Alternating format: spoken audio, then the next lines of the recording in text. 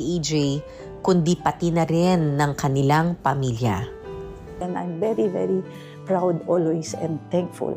Lalo pag naririnig mo, siguro mother din kayo. Pag sinasabihan kayo, you've raised a good son.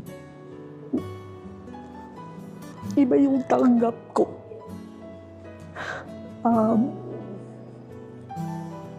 Very, very blessed.